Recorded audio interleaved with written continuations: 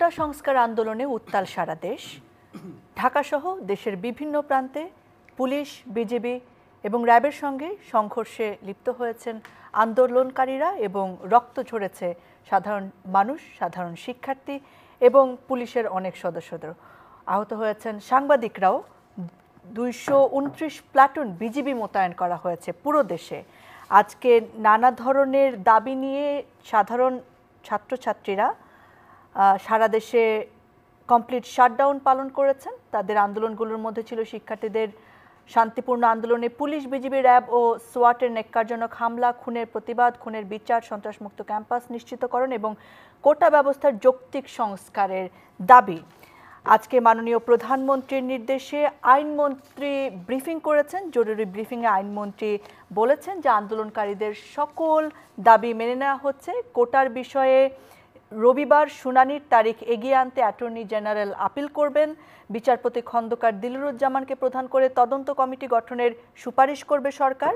কোটা আন্দোলনকারীদের আলোচনা প্রস্তাব গ্রহণ করেছে সরকার এবং আন্দোলন বৈষম্য বিরোধী ছাত্র আন্দোলন থেকে বিবৃতি দেওয়া হয়েছে। আন্দোলনের পাশাপাশি আলোচনার পথ খোলা থাকবে। কি হতে যাচ্ছে এই আন্দোলনের রূপ আগামীতে, এই সব কিছু নিয়ে আজকে আমরা কথা বলবো টু দ্য পয়েন্টে। প্রিয় দর্শক, যারা চ্যানেল আইয়ের পর্দায় চোখ রাখছেন আপনাদের স্বাগত জানাচ্ছি। সাম্প্রতিক বিষয় নিয়ে চ্যানেল আইয়ের বিশেষ আয়োজন মেট্রোসন টু দ্য পয়েন্ট। আজকের বিষয় আমাদের কোটা সংস্কার ও বর্তমান পরিস্থিতি। আমার সঙ্গে স্টুডিওতে অতিথি হিসেবে উপস্থিত রয়েছেন বিচারপতি শামসুদ্দিন চৌধুরী মানিক, স্বাগতম আপনাকে। আমাদের সঙ্গে রয়েছেন জনাব গোলাম মওলা রনি, সাবেক সংসদ সদস্য ও বিএনপি নেতা, স্বাগতম আপনাকে। আমি বিচারপতি শামসুদ্দিন চৌধুরী মানিক আপনাকে দিয়ে শুরু করতে চাই। এই যে একটা আইনি জটিলতা ছিল, বারবারই বলা হচ্ছিল যে এটা আইনের উপরে রয়েছে, বিচার বিভাগের উপর রয়েছে, তাই আন্দোলনে আসলে তেমন কিছু করার নেই সরকারের। সেখানে আসলে আজকে আমাদের আইনমন্ত্রী যেটি বললেন যে শুনানির তারিখ এগিয়ে আনার জন্য অ্যাটর্নি জেনারেল আপিল করবেন, এই পুরো প্রক্রিয়াটা সম্পর্কে যদি বলেন, তারপরে আসলে কি হতে যাচ্ছে? দেখুন, আজকে আমার বাড়ি থেকে আপনাদের স্টুডিওতে আসার সময় আমার জীবনটাকে মারাত্মক ঝুঁকি নিয়ে আসতে হয়েছে। কারণ চতুর্দিকে এই রাজাকারের বংশধরেরা লাঠি সোটা নিয়ে যেভাবে দাঁড়িয়েছিল, বারবার আমার ভয় হচ্ছিল কখন আমাকে মেরে ফেলবে। তারপরে আমি বহু পথ ঘুরে তারপরে আপনাদের এখানে এসেছি। শুধু আপনার মনে হয়েছে যারা যারা আছে সবাই রাজাকার? অবশ্যই রাজাকার। এবং শুধু একটি কথা বলার জন্যই আমি এখানে এসেছি আজ, যে এই রাজাকারের বংশধররা কোনো অবস্থায় জয়ী হবে না। 30 লক্ষ মানুষের শহীদের রক্তে, 5 লক্ষ নারী, নির্যাতিত নারীর কারণে যে দেশ স্বাধীন হয়েছে, সেখানে রাজাকারের বংশধররা কোনো অবস্থায় তারা জয়ী হতে পারে না।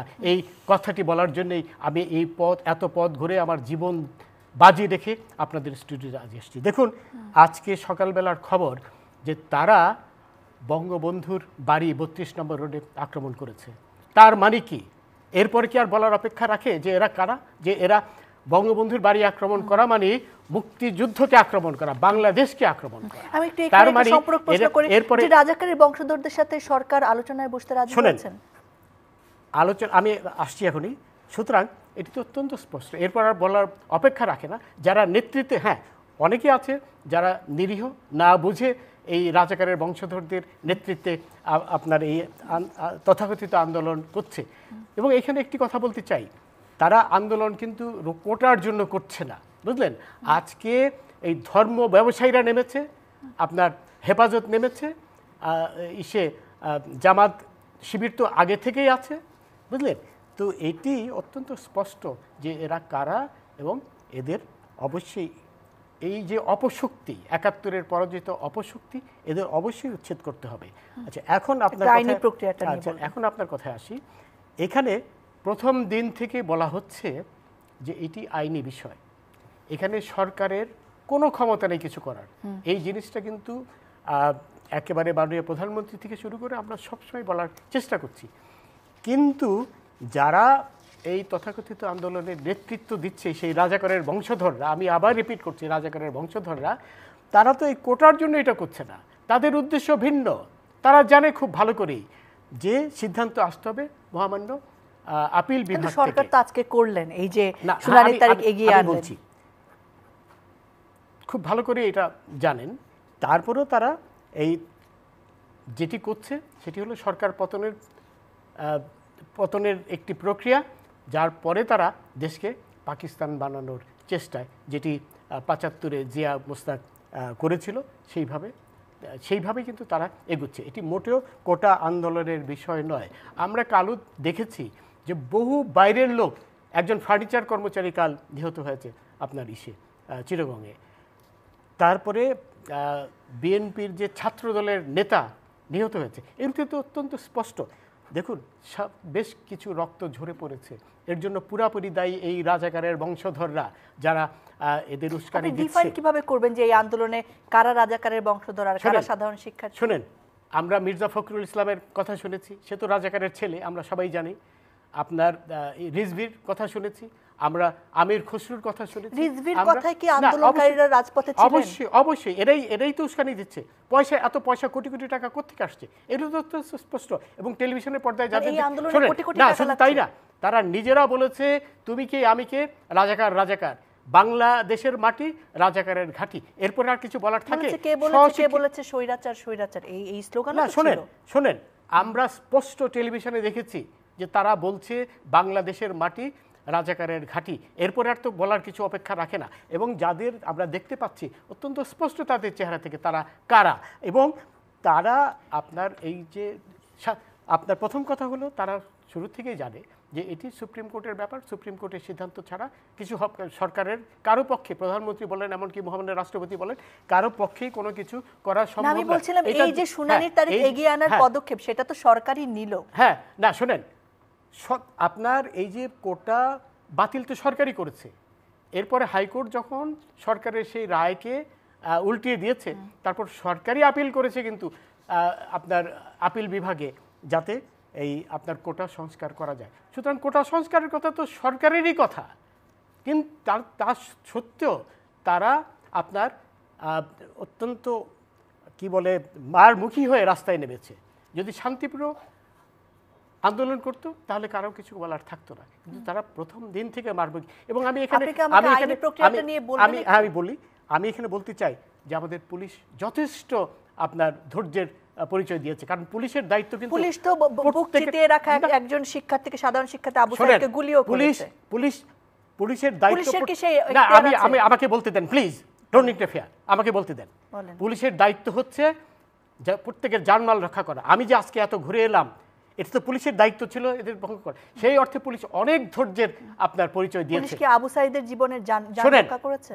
যারা এই ধরনের সহিংস আন্দোলনের নামে, অবশ্যই পুলিশের অধিকার আছে তাদেরকে গুলি করে মেরে ফেলা, অবশ্যই আছে। এই ব্যাপারে আমার বিন্দুমাত্র কোনো সমস্যা। এবং আপনার ডক্টর জাফর ইকবালের মতন মানুষ, উনি একজন শহীদ মুক্তিযোদ্ধার সন্তান, উনি বলতে বাধ্য হয়েছেন যে ঢাকা বিশ্ববিদ্যালয়ে যেতে আমার এখন দ্বিধা হচ্ছে, কারণ আমি কোন রাজাকারের মুখ দেব এখানে। আচ্ছা, এখন আপনার কথায় আসি। দেখুন, সরকার, এখান থেকে আমি একটু গোলাম মাওলা রনির কাছে যাই, একতরফা হয়ে যাচ্ছে আপনার প্রশ্নটা। আমি আবার আপনার কাছে এই আইনি প্রক্রিয়া নিয়ে আসবো।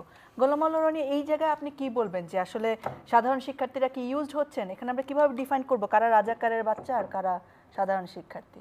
না, আমি আপনাকে এখানে জাস্টিস মানিকের আজকের যে উত্তেজনা এবং তার যে যুদ্ধংদেহী যে অবস্থা দেখে আমি খুব অবাক বিস্ময়ে তার দিকে তাকিয়েছিলাম। এর কারণ হলো, গতকাল রাতে আমাদের ঠিক এই একই ইস্যু নিয়ে ওনার সঙ্গে আমার বিতর্ক হয়েছে, কথা হয়েছে, এবং he was smiling at the time with a jolly mood. But আজকে আমি দেখলাম এখানে সে একদম ঘামিয়ে অস্থির হয়ে আপনাদের স্টুডিওতে ঢুকেছে, এবং সে এখানে আপনাদেরকে মানে সে রিল্যাক্স একটু ইজি হওয়ার জন্য কফি চাচ্ছিলেন, বোধহয় এখনও পর্যন্ত তাকে কফি দেওয়া হয়নি। তো যার কারণে হি ইজ ভেরি আনহ্যাপি, তো তার সব কথার আমি উত্তর দিতে রাজি নই। এটা তার একান্ত ব্যক্তিগত বিষয়, এবং এই বিষয়টা নিয়ে আমি তার সাথে কোনো বিতর্কতেও জড়াবো না। এনিওয়ে, মানে তার সাথে আমি বিতর্কতে জড়াবো না। এর কারণ হলো তিনি বয়স্ক মানুষ, এবং আমার কাছে মনে হয় কি, এখনকার বাংলাদেশের যে সমস্যাটা, এর 99.99% সমস্যাটা হলো রাজনৈতিক সমস্যা। আর যেহেতু তিনি বিচার অঙ্গনের মানুষ, দীর্ঘদিন আইন কানুন বিচার বিভাগ নিয়েই থেকেছেন, ফলে বিচারের ওই বাইরে তার ব্রেইন এই রাজনৈতিকভাবে অন্য সবার মতো কাজ করবে না, এটি হলো স্বাভাবিক ব্যাপার। ফলে এখনকার যে সমস্যাটা, এটা অ্যাবসলিউটলি রাজনৈতিক সমস্যা। তো এখন এই রাজনৈতিক সমস্যা, রাজনৈতিক সরকার এটাকে কোর্টে পাঠিয়ে দিয়েছে, আদালতে পাঠিয়ে দিয়েছে, এবং আদালতকে এই রাজনৈতিক কূটকৌশলের মাধ্যমে যে বিতর্কের মধ্যে ফেলে দেওয়া হয়েছে, ফলে আমি মনে করি স্বাধীনতার পরেই প্রথম আমাদের জুডিশিয়ারি আমাদের রাজনৈতিক কুকর্মের কারণে এই প্রথম প্রশ্নবিদ্ধ হয়েছে এবং মারাত্মকভাবে তাদেরকে একটা ঝুঁকির মধ্যে তারা পড়েছে। আমাদের দেশে আইন আদালত নিয়ে এখন যেভাবে কথাবার্তাগুলো হচ্ছে, এই কথাগুলো অতীতে কখনো হতো না। সো এটা আমাদের রাজনীতি একটা বিষবাষ্প, হতে পারে এটা বিএনপির, হতে পারে এটা জামাতের, হতে পারে এটা আওয়ামী লীগের, does not matter, but it's a bad, যাকে বলে practice of politics, number one. Number two হলো, যেখানে আইনমন্ত্রী যে বক্তব্য দিয়েছেন, আমার সিক্স সেন্স, ওনার অনেক ক্ষমতা, সরকারের ওনার অবস্থান খুবই গুরুত্বপূর্ণ, তিনি সরকারের মানে বলতে গেলে মন্ত্রী পরিষদের সবচেয়ে প্রভাবশালী একজন ব্যক্তিত্ব, এতে কোনো সন্দেহ নেই। তো কিন্তু তারপরেও এই সময়টিতে বাংলাদেশে আসলে মাননীয় প্রধানমন্ত্রী ছাড়া অন্য কারোর কাছে সেকেন্ড অপশন হিসেবে কেউ কারো কথা বিশ্বাস করে না, কারোর সাথে কেউ বসতে চায় না, এদেরকে সবাইকেই মনে করে যে এদের কারো কোনো ক্ষমতা নেই। এখন কন্ট্রাডিকশনটা হয়তো আজ থেকে 10 দিন আগে যদি ওবায়দুল কাদের সাহেব বা আইনমন্ত্রী তারা আহ্বান করতেন, তখন তাদের সঙ্গে একটা আলোচনা বসতে পারত। এখন আসলে আন্দোলনকারী যারা আছে, আমার সিক্স সেন্স যেটা বলছে, আপনার এই অনুষ্ঠানের এই পর্যন্ত আমার কাছে যেটা মনে হচ্ছে, যে তারা সরাসরি মাননীয় প্রধানমন্ত্রীর মুখ থেকে একটা ঘোষণা তারা চাই, তারা বলেছেন আলোচনার পথ খোলা আছে। না সেটা তারা যখন বলেছেন, সেই সময়টা আর আমরা এখন যে টকশোটা করছি এই সময়টির মধ্যে অনেক ডিফারেন্স। সো যার জন্য এটা আলটিমেটলি থাকবে না। এক, দুই নম্বর হলো যেটা জাস্টিস মানিক বলেছেন, এটা সত্য যে এই সময়টিতে এই আন্দোলনের সঙ্গে কেবলই মাত্র কোটা বিরোধী যারা নিরীহ ছাত্র রয়েছেন তারা যে আছে তাও নয়, আবার ওনার কথা মতো যে সব রাজাকারের বাচ্চা নাতিপুতিরা আছে তাও নয়। এখানে অনেকগুলো পক্ষ, হেফাজত জড়িয়েছে, চরমোনাই জড়িয়েছে, জামাত জড়িয়েছে, বিএনপি জড়িয়েছে, সমস্ত রাজনৈতিক শক্তি, অভিভাবকরা জড়িয়েছে, পাড়া মহল্লার। আজকের ঘটনার দিন হলো যে পাড়া মহল্লার সাধারণ নরনারী পর্যন্ত রাস্তায় নেমে গিয়েছে। ফলে এখান থেকে যদি এই কোটা বিরোধী আন্দোলনের যারা নেতৃত্বের এই 50-60 জনের নাম আমরা বিভিন্ন সময় আসছি, তারা যদি এই আহ্বানে আইনমন্ত্রীর সঙ্গে গিয়ে বৈঠকে বসার সিদ্ধান্ত নেনও, এই সমস্যার সমাধান হবে না।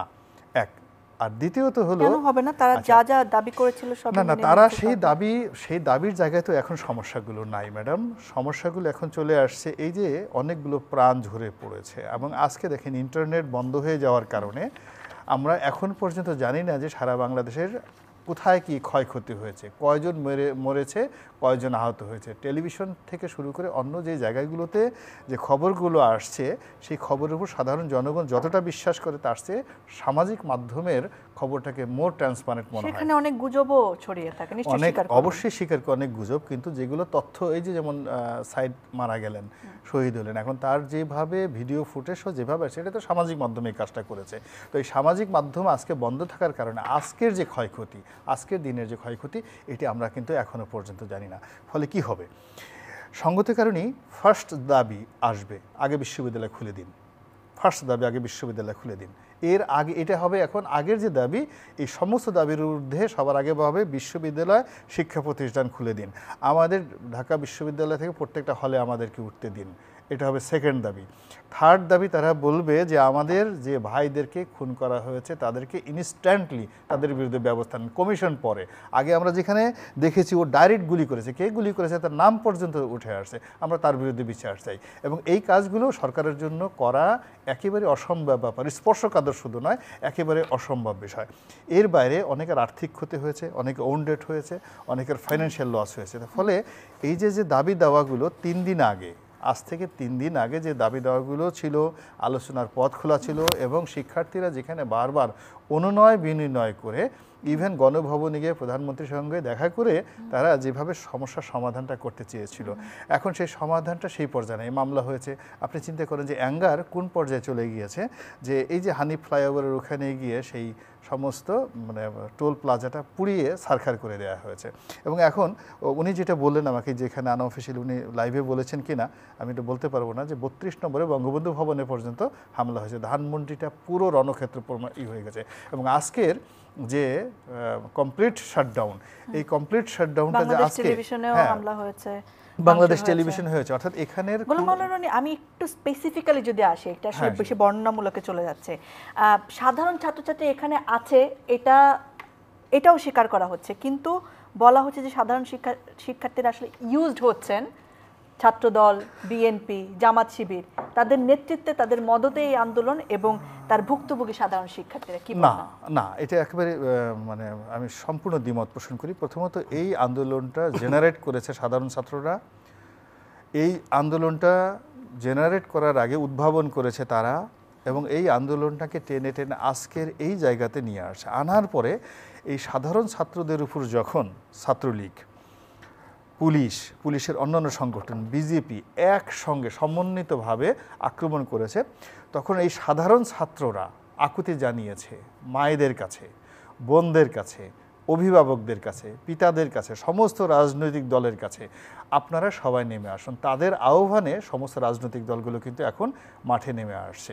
ফলে এখন এই যে পুরো বিষয়টা যদি আপনি খুব জেনারেলাইজ করেন যে ইনফ্লুয়েন্স বা আগে, আমি একেবারে আপনাকে তামার পাতে লিখে দিতে পারি, যখন ছাত্ররা আজ থেকে মানে সেই 3 দিন আগ পর্যন্ত তাদের সঙ্গে কোনো পলিটিক্যাল পার্টির কারোর সাথে কানেকশন নাই, কিন্তু এখন পুরো বিষয়টা যে যার মতো করে, এখানে ছাত্রদল কাজ করছে, ছাত্র শিবির কাজ করছে, ছাত্র ইউনিয়নের সংগঠন কাজ করছে, এমনকি ছাত্রলীগের একটা বিরাট অংশ যে মাঠে নাই তাও কিন্তু বলা যাচ্ছে না। তো অর্থাৎ যারা যারা এখানে ক্ষতিগ্রস্ত হয়েছে তারাই কিন্তু সবাই। এবং আপনি একটা চিন্তা করেন, 5 বছর 6 বছরের ছেলেমেয়েরা, শিক্ষকদের ছেলেমেয়েরা বিভিন্ন বিশ্ববিদ্যালয়ের ক্যাম্পাসে আমি দেখলাম যে সোশ্যাল মিডিয়াতে ছড়িয়ে পড়েছে যে কোটা না মেধা, এরকম তারা শিক্ষকদের ছেলেমেয়েরা, 5 বছর 6 বছরের ছেলেমেয়েরা সেই কচি কচি কণ্ঠে তারা স্লোগান দিচ্ছে। অনেক পিতা তার নিজের সেই 6-7 বছরের বাচ্চাদেরকে রাস্তায় নিয়ে আসছে। আপনি বলে এই যে এটা যে একটা গণ অভ্যুত্থান, এটা যে একটা গণজাগরণ, এটা যে একটা গণবিস্ফোরণ, এবং এটা আলটিমেটলি যত সহজে যেভাবে আইনমন্ত্রী বলেছেন, আর আইনমন্ত্রীর কথা মতো এখানে হবে। মূল ব্যাপারটা হলো, দেখেন এখানে আমাদের যে রাজনীতিটা যেভাবে করাপ্ট হয়েছে, যেভাবে 3-3টি অবৈধ নির্বাচন, 3-3টি প্রশ্নবদ্ধ নির্বাচন জনগণের উপর চাপিয়ে পড়েছে, মানুষের সমস্ত ক্ষোভগুলো এই কোটার সাথে এসে যুক্ত হয়ে বিরাট একটা বোঝা হয়ে পড়েছে। তার মানে আপনার মনে হয় যে সরকার সবকিছু মেনে নিলেও, এতগুলো এখন সরকার মেনে নিলেও আন্দোলন থামবে না? আন্দোলন থামবে না। এখন এই আন্দোলন আলটিমেটলি আজকে বিকেলের মধ্যে দেখবেন সরকার পতনের আন্দোলনে রূপান্তরিত হয়ে যাবে, সরকারের পদত্যাগ এবং সরকার পতনের আন্দোলনে রূপান্তরিত হয়ে যাবে, if I am not wrong. এর বাইরে কোনো কিছু সমাধান নেই। আপনারাও তাই চান? আমরা তাই, আমি চাই বা না চাই বড় ব্যাপার নয়। আমি ব্যক্তিগতভাবে, আপনি যেটা পরিচয় দিলেন, আমি বিএনপির কোনো নেতা নই। হ্যাঁ, আমি একজন সাধারণ নাগরিক, শুধুমাত্র বিএনপির ইলেকশন করেছে, আমি আওয়ামী লীগের একজন সাবেক সংসদ সদস্য ছিলাম।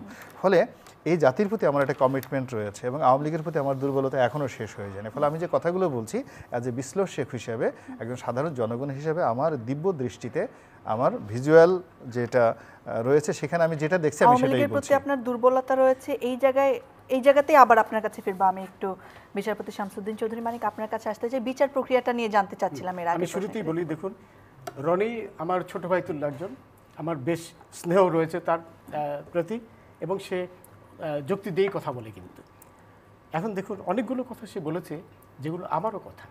সে অত্যন্ত পরিষ্কার ভাষায় বলেছে যে এটা এখন যে শুধু কোটা আন্দোলনের বিষয় তা নয়, এখানে জামাত, শিবির, তারপরে আপনার হেফাজত, সব যত ধর্ম আপনার সে কি বলে ব্যবসায়ী, সবাই জড়িত হয়ে গেছে। অত্যন্ত সত্য কথা।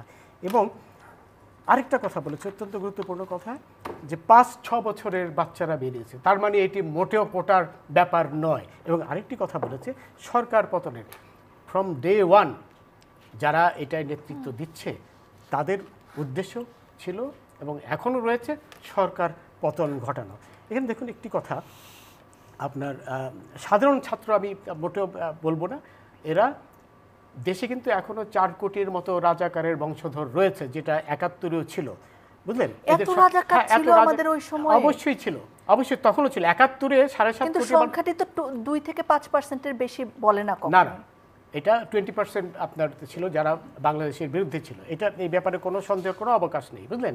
যারা এখনো পাকিস্তান জিন্দাবাদ তখনও করেছে, এখনও করছে। এখন কথা হলো যে এই 5-6 বছরের ছেলেমেয়েরা যখন নামে, রনি নিজেই বলেছে, তার মানে কি এটা মোটেও কোটা সংক্রান্ত কোনো বিষয় নয়। এখানে কোটার বিরোধিতাই তো করছে, যারা আপনার কোটা বিরোধিতা করছে তাদের কথাই তো আপনার সরকার সেই কারণেই তো সরকার আপনার সুপ্রিম কোর্টে আপিলে গেছে, কারণ হাইকোর্ট বলেছে কোথা থাকবে অ্যাজ ইট ইজ থাকবে, প্রথম যেটা আমরা পুরো রায় পাওয়ার আগে যে ধারণাটা ছিল থাকবে, এবং সরকার সেটা মেনে নিতে পারেনি বলেই কিন্তু আপিল বিভাগে গেছে, বুঝলেন।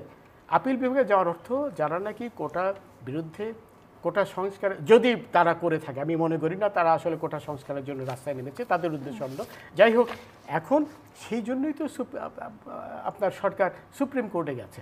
আর এটি আমি রনির সাথে একটা ব্যাপারে আপনার দ্বিমত পোষণ করছি। উনি বলেছেন যে 99% রাজনৈতিক সমস্যা, এটি মোটেও রাজনৈতিক সমস্যা নয়। এই সরকারই আপনার বলেছে না কোটার হওয়া উচিত, কি বলে রিফর্ম হওয়া উচিত, এবং এই জন্যই তো অ্যাপিলেট ডিভিশনে গেছে। এখন আপনার আমাদের আইন সংবিধান যারা ন্যূনতম যাদের মেধা রয়েছে তারা মেধা করে চেঁচাচ্ছে, ন্যূনতম মেধা থাকলে তাদের বোঝা উচিত যে এখানে সরকারের কিচ্ছু করার ক্ষমতা নেই, পুরো জিনিসটা নির্ধারিত হবে আপিল বিভাগের, সেখানে প্রধানমন্ত্রীরও কিছু করার নেই, মহামান্য যেটি আগে বলেছি রাষ্ট্রপতিরও কিছু করার নেই।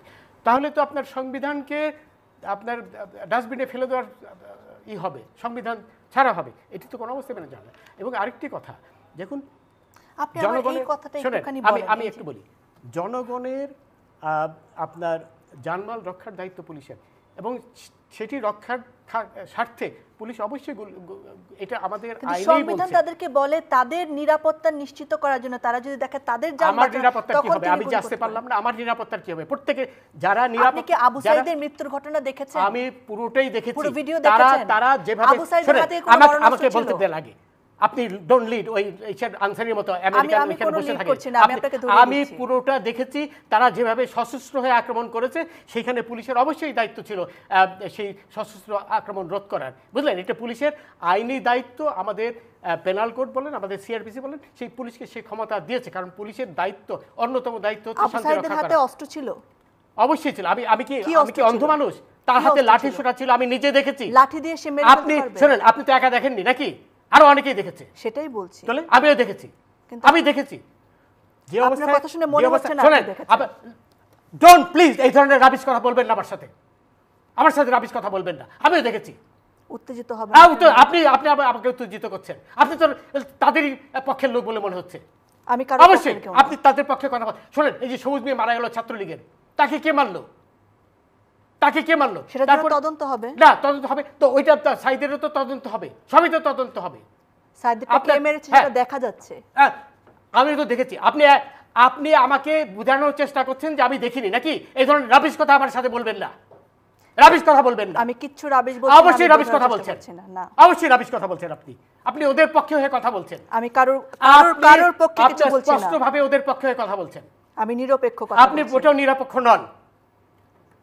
এখন কথা হলো এইখানে রনি আরেকটা মূল্যবান কথা বলেছে যে তারা এই আপনার সব কিছু পরেও হয়তো আন্দোলন থামবে না, কারণ আন্দোলন তারা কোটার জন্য নামেনি। প্রথমেই তাদের যে উদ্দেশ্য, তারা নেমেছে সরকারের পতন ঘটানোর জন্য, সেটি তাদের একমাত্র উদ্দেশ্য। এবং কালকে যে একজন মারা গেল চিটাগাংয়ের আপনার ছাত্র দলের নেতা, এর থেকে কি পরিষ্কার হয়ে যায় না যে এই ঘটনাগুলোর নেতৃত্বে কারা রয়েছে? এখন কথা হলো সরকার, পুলিশ, আমি যে আবার বলবো, চরম ধৈর্যের পরিচয় দিয়েছে পুলিশ। কালকে বিএনপির আপনার অফিস থেকে বহু গোলাবারুদ পেয়েছে আপনার ডিবির প্রধান হারুনুর রশিদের নেতৃত্বের দল। এগুলো কিন্তু সব পরিষ্কার হয়ে যায় না? আপনার রাজাকারের নেতা, এই অন্যতম নেতা কি বলে জাদু মিয়ার মেয়েরা কথা বলছে, চিরাঙের আমির খসরু যার পুরা গোষ্ঠী রাজাকার, সবাই জানে যেটি, তারা কথা বলছে। এর থেকে কি পুরো জিনিসটা পরিষ্কার হয়ে যায় না? এখন শোনেন, এখন কথা হলো সরকার অত্যন্ত সহৃদয় হয়ে আপনার চেষ্টা করছে আপনার আপিলটি এগিয়ে আনার। আমি আবার বলছি, সরকারই কিন্তু আপিল করেছে, এবং সেই আপিলের কথা কিন্তু তারা যেটা চাচ্ছে সেটাই, সেই কারণে আপিল করেছে, কারণ সরকারও চাচ্ছে কোটা করতে, সংস্কার করতে। এখন এইখানে আর তারা কিন্তু আন্দোলন শুরু করেছে সুপ্রিম কোর্টকে প্রভাবিত করার জন্য, কোনো সৎ উদ্দেশ্য নিয়ে করেনি। তারা সরকারের বিরুদ্ধে কিন্তু আন্দোলন শুরু করেছে, যে কথাটি মাননীয় প্রধান বিচারপতি প্রথম দিনই বলেছিলেন, যে তারা তাদের উদ্দেশ্য হলো সুপ্রিম কোর্টকে প্রভাবিত করার। আমাদের দেশে যেন সেই দিন না আসে যেই দিন আন্দোলনের মাধ্যমে সুপ্রিম কোর্টকে প্রভাবিত করা যাবে।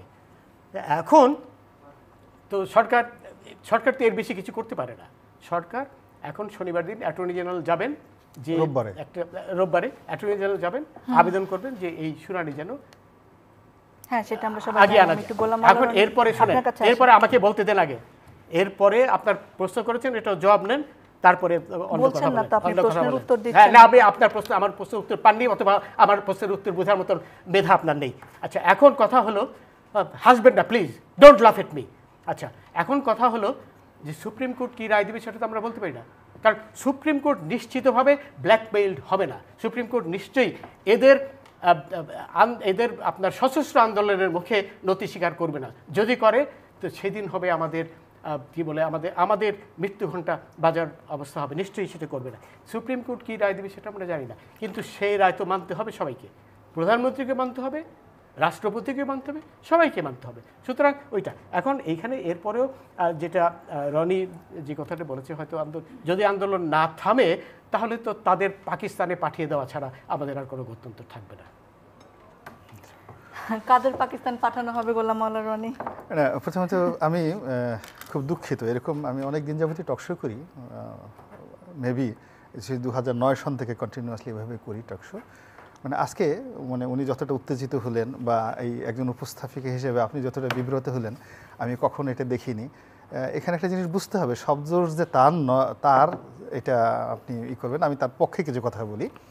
ফার্স্ট থিং হলো যে he is representing Awami League, এবং আওয়ামী লীগের আজকের যে ভগ্নদশা, এই ভগ্নদশার জন্য আওয়ামী লীগের যারা সত্যিকার অর্থে বোনাফাইড সাপোর্টার, বেনিভোলেন্ট যাকে বলা হয় অ্যাক্টিভিস্ট যারা আছে, তাদের সবার মনে কিন্তু দুঃখ, অনেক কষ্টের দুঃখ।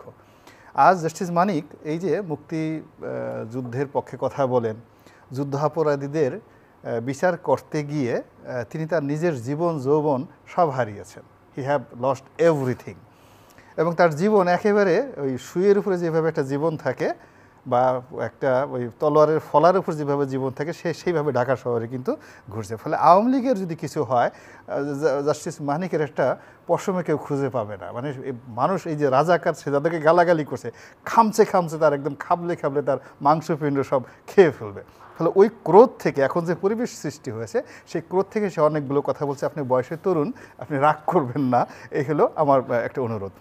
দ্বিতীয় যে বিষয়টা হলো, আওয়ামী লীগ সবচেয়ে বেশি বেনিফিট পেয়েছে জুডিশিয়ারি থেকে, এতে কোনো নাই। তারা যেভাবে এই যুদ্ধাপরাধীদের বিচার করেছে সুপ্রিম কোর্ট থেকে, যেভাবে তত্ত্বাবধায়ক প্রথা বাতিল হয়েছে, এবং যেভাবে সুপ্রিম কোর্টের একটা রায়কে তারা ম্যাটেরিয়ালাইজ করেছে, সেক্ষেত্রে বিচার বিভাগ সঙ্গত কারণে আওয়ামী লীগের উপর একটা প্রভাব তারা বিস্তার করে। আর আওয়ামী লীগ বিচার বিভাগ থেকে অনেক কিছু আশা ভরসা করে, এবং সেই অধিকার থেকেই জাস্টিস মানিক হয়তো অনেক কথা বলতে পারেন। হি ওন, সেই বিচার বিভাগে সে ওন করে। এখন আওয়ামী লীগ তাকে কতটুকু ওন করে বা না করে, দিস ইজ সেকেন্ডারি ম্যাটার, বা সে আওয়ামী লীগকে ওন করে। আর অন্য যে বিষয়টা যেটা বললাম সেটা হলো যে এখন যে অবস্থা দাঁড়িয়েছে, পাকিস্তানে আসলে যাওয়া সম্ভব নয়। পাকিস্তানে যাওয়া সম্ভব নয়। ওনার কথা মতো যদি 4 কোটি রাজাকারের বাচ্চা এই বাংলাদেশে থাকে, তো 4 কোটি রাজাকারের বাচ্চা, তার সঙ্গে যদি 4 কোটি রাজাকারের বাপ ধরেন, বাচ্চার বাপ ধরেন, তাহলে তো আরও প্রায় 1 কোটি চলে আসবে, 5 কোটি। তারপরে এই রাজাকারের বাচ্চারা যদি কেউ বিয়ে করে থাকে, বউ থাকে, কারো যদি প্রেমিক থাকে, ওগুলো তো রাজাকার। এতে কোনো অবস্থা নাই। অর্থাৎ 5 কোটি রাজাকারের বাচ্চা, তাদের বাপ, তাদের মা, এরা রাজাকার। এদের যদি বিয়ে করে থাকে বউ রাজাকার, এ যদি প্রেম করে থাকে কারোর সাথে, এই যে ইয়াং ছেলেরা, তো এটা তো সঙ্গতি কারণে আন্নাক রাজাকারের মেয়ের সাথে সে প্রেম করবে, তার বাইরে তো কোনো মুক্তিযোদ্ধার মেয়ের সাথে সে প্রেম করবে, এটা common. So this number is more than 12 lakh. ওনার হিসাব অনুযায়ী নাম্বার হয়ে যায় 12 কোটি। 4 কোটি রাজাকার এই রাস্তায় এখন যদি থাকে 12 কোটি হয়ে যায়, বউ বাচ্চা প্রেমিক এগুলো সব ধরলে আর কি, নাতিপুতি ধরলে 12 কোটি লোককে আসলে পাকিস্তান যাওয়া সম্ভব নয়। বরং এই রাজাকারের বাচ্চারা, 12 কোটি রাজাকারের বাচ্চারা যদি এক হয়ে যায়, তারা অনেককে ভারতে পাঠিয়ে দিতে পারে। That is the dangerous game. বুঝতে পারছেন ঘটনা, অর্থাৎ অনেকের ছাড়া ভারতে পাঠিয়ে দিতে পারে। তখন এই যে ভারতে যাওয়া এবং পাকিস্তানে যাওয়া, এই যে একটা জায়গাতে মুখোমুখি একটা জায়গাতে এসে দুটো পক্ষ মানে দাঁড়িয়েছে, এখান থেকে আর ফিরে যাওয়ার উপায় নাই। এখন আপনি সীমান্ত পাড়ি দিয়ে ভারতে যাবেন নাকি এখানে প্লেনে করে আসে 12 কোটি মানে রাজাকারের বাচ্চা, বহু বাচ্চার নাতিপুতিকে প্লেনে করে আমরা এই এখানে 20 লাখ না কয় লাখ না 10 লাখের মতো ওই বিহারি আছে, এদেরকে সেই স্বাধীনতার পর থেকে এখন পর্যন্ত পাকিস্তানে পাঠাতে পারছি না, শত চেষ্টা করে পাকিস্তানে পাঠাতে পারছি না। আলটিমেটলি এই বিহারির কিন্তু বেশিরভাগ ভারতীয় বিহারি, কিন্তু আমরা তাদের ভারতেও পাঠাতে পারছি না, পাকিস্তানে। আপনি 12 কোটি রাজাকারের বাচ্চা, নাতি পুতি থেকে শুরু করে বউ বাচ্চা, প্রেমিক প্রেমিকা, এদেরকে কি করে পাঠাবেন? সো যার জন্য তারা এই মাটিতে কামড় দিয়েছে, এমন কামড় দিয়েছে যে একেবারে আপনি তো জানেন যে এই পৃথিবীতে যত প্রাণী আছে সবচেয়ে কচ্ছপের যে চোয়াল, এই কচ্ছপের চোয়ালের মতো এত শক্তিশালী চোয়াল নাই। যদি কচ্ছপ কাউকে কামড় দেয় তাহলে আপনাকে কেসি দিয়ে কচ্ছপের গলা কেটে ফেলতে হবে, আদারওয়াইজ আপনি কামড় থেকে বাঁচাতে পারবেন না। এখন এই যে 12 কোটি রাজাকারের বাচ্চা যারা নিজেদেরকে আইডেন্টিফাই করে ফেলেছে এবং আওয়ামী লীগ বলে ফেলেছে এরা রাজাকারের বাচ্চা, এরা এই মাটিকে কামড় দিয়েছে, এই বাংলার মাটিকে কামড় দিয়েছে। টেকনাফ থেকে তেঁতুলিয়া পর্যন্ত প্রত্যেকটা জায়গা নদী নালা পাহাড় পর্বত থেকে শুরু করে এমনকি এইখানে যত প্রাণীগুলো আছে পশু পাখি, তাদের সঙ্গে তারা পশু পাখি রাজাকার বানিয়ে ফেলেছে। এরা যেন জায়গাতে নাই। এরা এই বাংলা শহরের যতগুলো মানে গৃহপালিত প্রাণী আছে, কুকুরগুলোকে রাজাকার বানিয়ে ফেলেছে। যত কাউয়া, এই কাউয়াগুলোকে তারা রাজাকার বানিয়ে ফেলেছে। এখন এই কাকাগুলো দেখবেন যে আর আগের মতো কাকা করছে না, এখন এগুলো সব রাজাকার কাউয়া হয়ে গেছে। টিয়া পাখি, ময়না পাখি, চড়াই, এইগুলো সবগুলো দেখবেন যে আর 7-8 দিনের মধ্যে সব রাজাকার হয়ে গেছে। এবং এগুলোর মুখ থেকে যদি অন্য কোনো স্লোগান বের হয়ে যায়, তুমি কে আমি কে, রাজাকার রাজাকার, আপনি দেখবেন যে এই পাখিগুলো চারিদিকে স্লোগান দিচ্ছে। আপনি এই বিপ্লব ঠেকায় রাখবেন কি করে? তো কাজী এটা হঠাৎ করে একজন আইনমন্ত্রী কি বললেন, তারপর শেষে তিনি একটা প্রস্তাব দিলেন, বা আমাদের মহামান্য হাইকোর্ট থেকে একটা জুরিডিকশন আসলো, বা আমাদের তরুণ সম্প্রদায়ের কিছু লোক আছেন তারা এখানে গেলেন। আমার কাছে মনে হচ্ছে যে এটা এত সহজ সমীকরণে নেই। আপনাকে একটা ছোট্ট উদাহরণ দিই, আগুন কিভাবে সৃষ্টি হয়। সেটা হলো যে চারিদিকে যদি আপনি গ্যাস, এই যে আমরা গ্যাসের চুলা, গ্যাস জ্বালানো থাকে, রুমের মধ্যে গ্যাস আছে, আপনি টের পাবেন না। হঠাৎ করে জাস্ট এটার ম্যাচের কাটিয়ে ওখানে দিয়ে দেন, পুরো বাড়ি তছনছ হয়ে ব্রাস্ট হয়ে যাবে। অগ্নুৎপাতের ক্ষেত্রে যেমন এই ঘটনা, তেমনি আপনার ওই যে আমাদের যে অগ্নুৎপাত হয়, যেটা ভূমিকম্প হয়, সুনামি হয়, এই সব ক্ষেত্রেই কিন্তু ম্যাগমাগুলো টকবক করে ফুটতে থাকে। বাংলাদেশের মানুষের মধ্যে অনেক বেদনা, অনেক কষ্ট, অনেক হতাশা, অনেক মানুষকে তারা মারতে চায়। তার মধ্যে আগুনের ফুলকিটা কে দিল? আচ্ছা, আমি সেটা আসতেছি। তো অনেক মানুষকে তারা মারতে চায়। ওই যে উনি যেভাবে বললেন যে পুলিশের কাছে আক্রমণ করেছে, পুলিশ কতটা রাগ হইলে আপনি চিন্তা করেন যে কতটা বিক্ষুব্ধ হইলে আপনি সেই পুলিশ মানে ও যে দাঁড়াইছে সেই রাজাকারের বাচ্চাকে একটা পুলিশ কতটা ঘৃণা করলে সরাসরি সে গুলি করতে পারে, অথবা পুলিশ কতটা ভয় পেলে গুলি করতে পারে, সব দিকে চিন্তা করেন, সাইকোলজিক্যাল সব দিকে চিন্তা করেন। তো এই যে অ্যাঙ্গারটা যেখানে সরাসরি ফায়ারিংয়ে চলে গেছে, এটা তো মানুষের মধ্যে আছে। তো মানুষের সেই অ্যাঙ্গারটা এখন জ্বলে উঠেছে। আর সেই অ্যাঙ্গারটা এরকম জ্বলন্ত একটা অঙ্গার, মানুষের সেই অঙ্গারটি কিভাবে দমন করতে হয় তার একটা বাস্তব উদাহরণ ঋষি সুনাক দিয়ে গেছেন। তিনি নির্বাচনের পরে অশ্রু সজল নেত্রে তিনি বললেন যে আমি পরাজয়ের দায় নিলাম, আমি প্রধানমন্ত্রী হিসেবে তো আমাকে চলে যেতে হবে এবং আমি পার্টি প্রধানের পদ থেকেও চলে গেলাম। আমার খুব দুঃখ হচ্ছে, আমার এই দলের মধ্যে অনেক যোগ্যতম ভালো ভালো মানুষ ছিলেন, যারা আমার এই বদ নেতৃত্বের কারণে, ব্যাড লিডারশিপের কারণে, অযোগ্য নেতৃত্বের কারণে তাদের সমস্ত গুণাবলীগুলো শেষ হয়ে গেছে এবং অনেক অনেক দুর্ভোগ দুর্দশার শিকার হয়েছে। আই অ্যাম সরি, আমি দুঃখিত।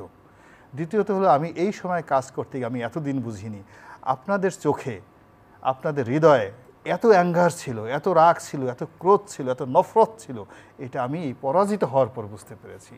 এটা হলো ঋষি সুনাকের একদম সাম্প্রতিক বক্তব্য। এখন স্ফুলিঙ্গটা কোথা থেকে আসলো সেটা বলে শেষ করছি। আপনি দেখেন নিকোলাই চাউশেস্কু, রোমানিয়ার সেই সাবেক স্বৈরশাসক, তার ওয়াইফ ইলিয়ানা চাউশেস্কু এই শতাব্দীর সবচেয়ে বড় স্বৈরাচার। তো তিনি এইরকম খুব রাজার হালে আছেন, গাদ্দাফির চেয়েও বড় অবস্থার মধ্যে আছেন। তো 24 বছর যাবত শাসন করছেন। এইরকম বাংলাদেশের কোটা বিরোধী আন্দোলনের মতো এর চেয়ে ছোট একটা আন্দোলন তখন রোমানিয়ার রাজধানীতে হচ্ছিল এবং ওনার প্রাসাদের সামনে সরকার সমর্থিত কিছু লোক দাঁড়িয়ে দাঁড়িয়ে এই কাজ করছিল। উনি তখন দেশের বাইরে ছিলেন। তো তিনি সেখান থেকে এসে ওনার ধারণা ছিল এই আমার অনুগত জনগণ সবাই আমাকে আব্বা ডাকে, I am the father of the nation. তো কাজেই আমি এখানে বসে একটা বক্তব্য দেই যদি জাতির উদ্দেশ্যে, পুরো এই অ্যাঙ্গারটা বন্ধ হয়ে যাবে। উনি এই বক্তব্যটা দিলেন, উইদিন 48 ঘন্টার মধ্যে সেই নিকোলাই চাউশেস্কুর পতন ঘটে গেল। এখন বাংলাদেশে দেখেন দুটো সমস্যা হয়েছে। প্রথম সমস্যা হলো বিদেশ থেকে এসে মাননীয় প্রধানমন্ত্রী তিনি একটা সংবাদ সম্মেলন করলেন এবং এখানে সামহাউ প্রভোগ করে হোক, তার মুগ্ধ হোক, একটা কথা বের হয়ে গেছে, রাজাকারের বাচ্চা। এবং এই যে রাজাকারের বাচ্চা শব্দটি বের হয়ে গেছে, নাতিপুতি বের হয়ে গেছে, এটা সিরিয়াসলি একটা অ্যাঙ্গার তৈরি করেছে। প্রধানমন্ত্রীর পাশে যারা আছেন উনি চীন থেকে ভালো কিছু নিয়ে আসেন নাই, তার মধ্যে ফ্রাস্ট্রেশন ছিল, ক্লান্তি ছিল, তাকে কোনো অবস্থাতেই এই ধরনের অবস্থাতে সংবাদ সম্মেলনে আনাটা ঠিক হয়নি। শি ইজ 80 years old, তাকে বুঝতে হবে যারা তাকে আশেপাশে পরিচালনা করছে। দ্বিতীয়ত এই যে আবার লাস্টে যে তিনি যে একটা জাতির উদ্দেশ্যে ভাষণ দিয়েছেন, this is another wrong decision. এই জাতির উদ্দেশ্যে ভাষণ দেওয়ার পরেই আজকের যে পরিস্থিতি, এই পরিস্থিতি কিন্তু সৃষ্টি হয়েছে। সো এখন যারা মানে ক্ষমতার যে মানে আন্দোলন যেটা আছে সেটা নিষ্পত্তি হবে রাজপথে, এবং এটা কারো হাতে নাই, বিএনপি জামাত কারো হাতে নাই, রাজাকারের পুত্রদের হাতে নাই, কন্যার হাতে নাই, একেবারে সব জায়গাতে। জাস্টিস শামসুদ্দিন চৌধুরী মানিক, আপনি আমার নামটা ভালো করে উচ্চারণ করতে পারেন না নাকি? এটি থেকে বোঝা যাচ্ছে যে আপনি আমার প্রতি আক্রোশ নিয়ে এখানে বসেছেন। আমি যেটা বলেছি ঠিকই বলেছি, এবং আপনার প্রতি যেটা আপনি আমাকে অপমান করেছেন, আমার নামটা পর্যন্ত আপনি ঠিক মতো উচ্চারণ করতে পারেন না, আপনার লজ্জা হওয়া উচিত। এবং রনি যেটা বললো, আপনি এমন ভাব দেখাচ্ছেন যে আপনি একাই সেই টেলিভিশনটা দেখেছেন। আমি যখন বললাম আমিও দেখেছি, তারপরে আবার আপনি আমাকে বারবার উস্কানি দিচ্ছেন যে আমি দেখেছি কিনা।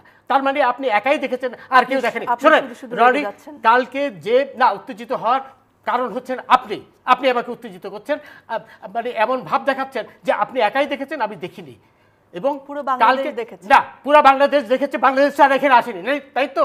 আমিও তো দেখেছি। আমি কি অন্ধ ছিলাম? অবশ্যই আপনি বাংলাদেশে। তাহলে আবার এই আপনি, আমি যখন বললাম আমি দেখেছি, তারপর তো আপনার অ্যাঙ্কার হিসেবে আপনার চুপ হয়ে যাওয়া উচিত ছিল। আপনি আবার আমাকে খোঁচাচ্ছেন। শোনেন, এইখানে আমরা গত কয়েকদিনে কি হয়েছে, তারা কি ধরনের সহিংস হয়েছে, এটা কি কারো দেখার বাকি আছে? এবং আজকেও তো দেখলাম এই টিভি, আপনার বাংলা টিভি আগুন লাগিয়ে দিয়েছে, তারপরে বিটিভি আগুন লাগিয়ে দিয়েছে, তারপরে এরা তো প্রথম দিন থেকেই যুদ্ধাংদেহী। সুতরাং এখানে তো বলার কিছু নেই। এবং পুলিশের দায়িত্ব, পুলিশ অনেক ধৈর্য দেখেছে। পুলিশ যদি ধৈর্য না দেখাতো, আজকে আমাকে আপনার এখানে আসতে 2 ঘন্টা লেগেছে। 2 ঘন্টা লাগার কথা নয়। তারা যেভাবে জনজীবনে যারা শুরু করেছে আর তাণ্ডব শুরু করে দিয়েছে, তখন পুলিশের অবশ্যই দায়িত্ব আছে এদেরকে উৎখাত করার। এখানে রনি অনেক সুন্দর কথা বলেছে। রনি বলেছে যে আমি আওয়ামী লীগকে রিপ্রেজেন্ট করি। রনি খুব ভালোভাবে জানে, অন্য কেউ জানুক না জানুক, যে আওয়ামী লীগের আমি 2 পয়সারও বেনিফিশিয়ারি না। আমি আওয়ামী লীগ করিও না, এবং ছাত্র জীবনে ছাত্রলীগ করতাম, দ্যাটস এ ডিফারেন্ট থিং। সেটা বিলেতে যখন আমি পড়াশোনা করি। আমি আওয়ামী লীগকে সমর্থন করি এই জন্য যে আওয়ামী লীগ মুক্তিযুদ্ধের চেতনার পক্ষে কথা বলে, অন্য কোনো কারণেই নয়। শুধু আওয়ামী লীগ না, আমি আপনার মেনন সাহেবের দল সমর্থন করি একই কারণে। আমি ইনু সাহেবের দল সমর্থন করি একই কারণে। যারা মুক্তিযুদ্ধের পক্ষে কথা বলে আমি আওয়ামী লীগের কিছুই না। আমি 2 পয়সার বেনিফিট আওয়ামী লীগ থেকে পাইনি। অনেক বিচারপতি, অ্যাপিল বিভাগের বিচারপতি, এমনকি হাইকোর্ট বিভাগের বিচারপতি রিটায়ার করার পরে অনেক কিছু পেয়েছে। আমাকে কিন্তু কেউ আওয়ামী লীগ থেকে কেউ কোনোদিন অফার করেও নি, কোনো প্রশ্নই আসে না। সুতরাং আমি আওয়ামী লীগের 1 পয়সা, এটি কিন্তু রনি খুব ভালো করেই জানে। এবং রনি যেটা বলেছে যে আজ আওয়ামী লীগ না, আজকে যদি রাজাকাররা ক্ষমতায় আসে, তাহলে আমাকে একেবারে আমার চামড়া উঠিয়ে ফেলবে। এটা অত্যন্ত সত্য কথা। এখানে আরেকটি কথা, রনি এখন কিন্তু 12 কোটি নয়, এখন 4 কোটি। তখন 1 কোটি ছিল। এরা বিয়ে করে সন্তান হওয়ার পরে এখন এদের সংখ্যা 4 কোটি, অর্থাৎ 16 কোটি মানুষের মধ্যে এরা 4 কোটি। দেখুন একটি কথা, এই পরিসংখ্যানটা কোথা থেকে নিয়েছেন যদি একটু বলেন। এই পরিসংখ্যান আমরা সমস্ত পরিস্থিতি বিবেচনা, শোনেন, বঙ্গবন্ধু 11,000 আপনার রাজাকারকে বন্দি করেছিল, বুঝলেন, আরও বেশি বন্দি করেছিল, শেষ পর্যন্ত 11,000 ছিল। পরে খুনি জিয়া তাদেরও ছেড়ে দিয়েছে। ওই স্ট্যাটিস্টিক্স ধরে আমরা যে আপনার পরিসংখ্যান পাই, সেই পরিসংখ্যানের ভিত্তিতে এটি হলো যে এখন 4 কোটির বেশি নয়, তখনও ছিল, তখন হয়তো কোটিখানিক ছিল 71-এ, তখনও ছিল। তো এখন এই যে আপনার 4 কোটি রয়েছে, এদের 4 কোটি কিন্তু কম না, বেশ, আপনার 16 কোটির মধ্যে 4 কোটি অনেক, এবং এরাই বিভিন্ন জায়গায় ছড়িয়ে ছিটিয়ে আছে। আপনার এই যে মাদ্রাসাগুলোর ছাত্ররা যারা শাপলা চত্বর আক্রমণ করেছিল, বুঝলেন, এরা এই 8-10 বছরের ছেলেমেয়েরা কিন্তু আক্রমণ করেছিল শাপলা চত্বর। এরা তো তাদের যে মাদ্রাসাগুলোর প্রধান পরিচালক, তাদের কথাই তারা কিন্তু উঠে বসে, এইভাবে তারা পরিচালিত হচ্ছে। তো এখন এই যে এদের অবস্থান, এই অবস্থান এখন ওরা যদি টিকে যায়, রাজাকাররা, তাহলে তার বাংলাদেশ থাকবে না, তাই না? তো সেটা তো কোনো অবস্থায় হতে দেওয়া যাবে না, অন্তত আমরা যতক্ষণ আমাদের গায়ের রক্ত রয়েছে আমরা এটা হতে দেব না। আচ্ছা, এখন সমাধান যে খুব সহজ, যেটা রনি বলেছে, মোটেও সেটি সহজ নয়। সহজ নয় এই জন্য যে তারা কিন্তু কোটার আন্দোলনে নামেনি, তারা তাদের উদ্দেশ্য ভিন্ন, যেটি অলরেডি স্বীকার করেছে। এই আন্দোলন তাহলে কিভাবে আসলে দমানো যাবে? এই আন্দোলনের জন্য সরকারকে, সজাগ হতে শুনতে চান, সরকারকে কঠোর হতে হবে, কারণ দেশ রক্ষার জন্য কঠোরতার কোনো বিকল্প নেই। এতদিন পর্যন্ত সরকার কঠোর হয়। শোনেন, আমি আরেকটা কথা বলি, এই যে রাজাকারের বংশধররা, তাদের থেকে কিন্তু আমাদের সংখ্যা অনেক বেশি। ছাত্রলীগের বা অন্যান্য যুবলীগ, যারা মুক্তিযুদ্ধের পক্ষের ছাত্র সংগঠন আছে, তারা কিন্তু সংখ্যা অনেক বেশি। কালকে আমি বিকেলে একটি অনুষ্ঠানে গিয়েছিলাম, গৌরব 71-এর একটি অনুষ্ঠানে, ইসের সামনে, শাহবাগে। সেইখানে আমাদের ওখানে প্রায় 5-6 হাজার মানুষ জমায়েত হয়েছিল, বুঝলেন। সুতরাং তাদের একটি সমাবেশের চেয়ে আমাদের কালকের সমাবেশ অনেক বড় ছিল। এই যারা মুক্তিযুদ্ধের পক্ষের, ছাত্রলীগ বলেন, যুবলীগ বলেন, অন্যান্য বলেন, এরা যদি রাস্তায় নেমে আসতো, তাহলে কিন্তু এই রাজাকারের বাচ্চারা পথেও টিকতে পারতো না। কিন্তু এরা নামেনি একটাই কারণে, তাহলে দেশে রক্তারক্তি হয়ে যাবে। সেই রক্তারক্তি সিচুয়েশন ক্রিয়েট করতে চায়নি বলে তারা রাস্তায় নামেনি। এখনও যদি তারা রাস্তায় নামে, এদের টিক্কি আপনার পাওয়া যাবে না, কারণ এরা সংখ্যায় অনেক কম। এবং তারা যেভাবে গতকাল রাতে হলগুলোতে, যে এটা তো সবাই জানে, আপনার এই ব্যাপারে কোনো দ্বন্দ্বই নেই, সবাই দেখেছে যেভাবে যে আপনার ভাঙচুর করেছে। এরপরে তারা যদি শান্তিপ্রিয় আন্দোলন করতো, তাহলে তো কোনো তার কিছু কথা ছিল না। কিন্তু তারা কি শান্তিপ্রিয় আন্দোলন করেছে? তারা মোটেও শান্তিপ্রিয় আন্দোলন করেনি, যার জন্য পুলিশকে হস্তক্ষেপ করতে হয়েছে মানুষের জানমাল রক্ষার জন্য। তারা যে একজন ইয়েকে, বোধহয় রাজশাহী ইউনিভার্সিটির বোধহয় উপাচার্যকে যেভাবে আটকে রেখেছে, সে বলেছে আর কিছুক্ষণ হলে আমি মরেই যেতাম। তারা যেভাবে আপনার সন্ত্রাসের আশ্রয় নিয়েছে, এরপরে তো পুলিশের দায়িত্ব, অবশ্যই দায়িত্ব রয়েছে এই পরিস্থিতি আপনার করার। কালকে যে ডিবি প্রধান হারুন তাদের বিএনপি অফিসে যে গোলা বারুদগুলো পেয়েছে, এটা তার দায়িত্বের মধ্যে পড়েছে এবং সে এটা করেছে।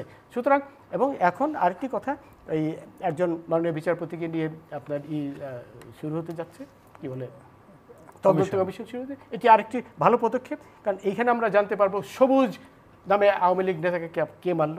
অন্যান্য আরেকটা ঘটনা, সেটা তো আপনারা বলছেনই না, বলতে চাচ্ছেন না।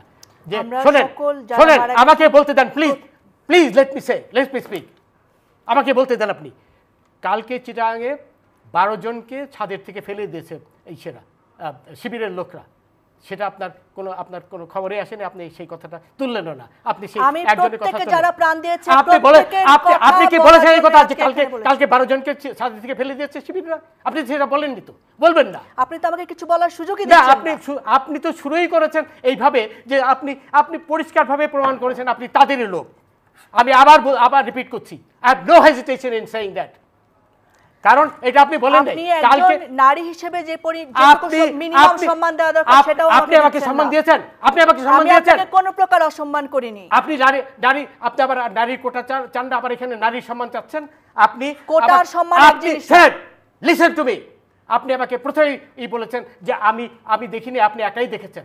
এর চেয়ে বড় অসম্মান কি হতে কখনোই পারে? এটা বলিনি। অবশ্যই বলেছেন, আপনি বলিনি। আকারে ইঙ্গিতে বলার চেষ্টা করেছেন। আপনি যে তাদেরই একজন, এটা আপনি পরিষ্কারভাবে প্রমাণ করেছেন। আবার বলেন যে নারীর সম্মান আপনি আমার আপনি ধারণা দেখাবেন। আপনার অন্য কোনো কারণে আজকে মন মেজাজ না, খুব আমার খারাপ, মন মেজাজ আপনি তো এটা খারাপ হবেই। এই বলছেন। রাজাকাররা যখন 32 কিন্তু নম্বর সেটার ক্ষোভ এসে আক্রমণ আপনি করে, আমার উপর ফেলতে পারেন না। আপনি শুরুই করেছেন তাদের পক্ষে নিয়ে কথা বলার জন্য। আমি এখানে আপনার সাথে হ্যাঁ। যুদ্ধ করতে বসিনি, আমি আপনাকে প্রশ্ন করতে বসেছি। আপনি তাদেরই একজন লোক হয়ে এখানে বসেছেন। আমি কোনো প্রকার যুদ্ধ করতে, আমি এখানে নিরপেক্ষভাবে আপনি বসি। Please keep coed. আপনি এখানে অ্যাঙ্কার হিসেবে যে চুপ থাকা আমার আপনার কাজ না যে এখানে। নিরাপত্তার যে নিরপেক্ষতার দায়িত্ব সেটা আপনি পালন করেননি বলেই আমি উত্তেজিত হয়েছি। আবার নারীর কথা বলছেন আপনি। আবার আপনি শুরুর থেকেই এখন এই যে 12 জনকে আপনার ছাদে থেকে ফেলে দিল, এই কথাটা তো বলেননি। এই কথা দিয়ে আপনার শুরু করা উচিত ছিল। সেই 12 জন হাসপাতালে করছে, সেটা দিয়ে আপনার শুরু করা উচিত ছিল। এই হলো কথা। এখন শেষ কথা হলো, সুপ্রিম কোর্ট যে রায় দেবে সেটা সবাই মানতে বাধ্য। যদি না মানে ইটস আপ টু দেম, বুঝলেন? কন্টেম্প্ট অফ কোর্টের মধ্যে এবং প্রাইম হ্যাঁ? মিনিস্টার মানে সবাই কন্টেম্প্ট অফ কোর্টে, হ্যাঁ, এমনকি প্রধানমন্ত্রী মহামান্য রাষ্ট্রপতিও বাধ্য। জি। এটা আপনি না জানলে এটা আপনাকে জানিয়ে দিলাম। হ্যাঁ, সবাই মানতে বাধ্য। সুতরাং এরপরে তো আর কোনো কথা হতে পারে না। এরপরে তারা কি করবে না করবে ইটস আপ টু দেম। গোলাম মাওলা রানী কিছু বলবেন, তারপর শেষ করবো আমরা। না, আমি এখানে মূল ব্যাপারটা হলো যে আমি একজন নাগরিক আমি হিসেবে, আপনাকে নারী হিসেবে দেখি, আপনি একজন অ্যাঙ্কর। আপনি পুরুষ না নারী সেটা আমার তো বিবেচ্য বিষয় নয়। আমি মিনিমাম সম্মানের কথা বলি। আপনি মিনিমাম সম্মান তো আমাকে করেননি। আপনি একজন বয়স্ক লোক, তাকে আপনি বারবার অপমান করার চেষ্টা করেছেন। আমার সঙ্গে আসে, বিকজ এটা আমার পর্ব। আপনি ওখানে গেলেই মানে আপনার আরই হয়ে যাবে। মূল ব্যাপার হলো যে সবসময় যখন যেমন এখানে যে পরিবেশটা সৃষ্টি হলো বা হয়েছে জাস্টিস মানিকের সঙ্গে এই টোটাল সেটে, এই রাজপথে ঠিক একই অবস্থা। রাজপথে এখন এরকম উত্তপ্ত অবস্থা, একসাথে আপনি যাই বলছেন সবই মানে আপনি যা বলছেন তা ভুল হিসেবে তার কাছে উপস্থাপিত হচ্ছে, আবার সে যা বোঝাতে চাচ্ছে আবার সেটা হয়তো আপনি অ্যাকসেপ্ট করতে পারছেন না, হোয়াট এভার মেবি। বাস্তবতা হলো যে এখন বাংলাদেশ যে অবস্থায় চলছে এই অবস্থায় চলতে পারে না। আমরা এর একটা শান্তিপূর্ণ নিষ্পত্তি চাই, শান্তিপূর্ণ সমাধান চাই এবং অতি দ্রুত। এর কারণ হলো এই যে একটা অস্বাভাবিক অবস্থা, এটা যদি চলতে থাকে, যেমন উনি যেটি বললেন যে সত্যিকার অর্থে 12 জন আমি দেখিনি, বাট এটা যদি হয়ে থাকে খুবই আতঙ্কিত হওয়ার মতো বিষয়। এবং যারা দেখবে তাদেরও মানে এটা একটা সাইকোলজিক্যাল প্রবলেম হয়ে যাবে। ছাদের থেকে 12 জন লোককে শিবিরের লোকরা ফেলে দিয়েছে, নিঃসন্দেহে তারা ছাত্রলীগের লোক। এখন এই যে ফেলে দেওয়ার এটা যদি ভাইরাল হতে থাকে, অর্থাৎ এক পক্ষ অপর পক্ষ থেকে যদি ছাদ থেকে পড়তে থাকে এবং ডেইলি যদি এইভাবে কয়েক হাজার লোক ছাদ থেকে পড়ে মারা যায়, এই বাংলাদেশে গৃহযুদ্ধ, সিভিল ওয়ার হতে 24 ঘন্টা লাগবে না। ফলে এটা চলতে পারে না। That should be stop. Stop কারা করবে? শাসন ক্ষমতা যাদের হাতে আছে। এখন রাষ্ট্র পরিচালনা করছে আওয়ামী লীগ, মন্দ হোক ভালো হোক তাদেরকে করতে হবে। 2 নম্বর হলো যে আর্মস অ্যান্ড অ্যামুনিশন যাদের হাতে আছে, সে পুলিশ বলেন, বিডিআর বলেন, আর্মি বলেন, যেভাবে হোক না কেন, আমরা যারা সাধারণ জনগণ এত পেঁয়াজগুজ কিচ্ছু জানতে চাই না। আমরা স্বাধীনভাবে চলতে চাই, নির্ভয়ে বাঁচতে চাই, দুমুঠো অন্ন চাই, আর ন্যূনতম মানুষ হিসেবে মানবিক সম্মানটুকু চাই। কিন্তু দেশ এখন যে পর্যায়ে চলে গেছে, আমি মনে করি যে এই যে সরকার জেদাজেদির সরকার, প্রথমে আজ আইনমন্ত্রী মহোদয় যে সিদ্ধান্তটি আজকে নিলেন, এটি যদি 2 দিন আগে নেওয়া হতো তাহলে এই অবস্থা হতো না। আবার আজকে দিনের যে ঘটনাটা ঘটছে, বিশ্বাস করেন ম্যাডাম, কোনো অবস্থাতেই জরুরি অবস্থা ছাড়া এখান থেকে বের হওয়ার আমি আর কোনো উপায় দেখছি না। সরকারকে জরুরি অবস্থা ঘোষণা করে এখান থেকে বের হতে হবে। এইটা করতে সরকার যত বেশি দেরি করবে তাদের ক্ষয়ক্ষতি বাড়বে এবং পরিস্থিতি তাদের জন্য আরও নিয়ন্ত্রণের বাইরে চলে যাবে। আপনাদের দুজনকে অনেক ধন্যবাদ জানাচ্ছি আমাদের সময় দেওয়ার জন্য। প্রিয় দর্শক, ধন্যবাদ আপনাদেরকে। একটি শান্তিপূর্ণ সমাধান এবং দেশের পরিস্থিতি দ্রুত স্বাভাবিক হবে সেই প্রত্যাশা রেখে আজকের মেট্রো টু দ্য পয়েন্ট শেষ করছি। আবার দেখা হবে।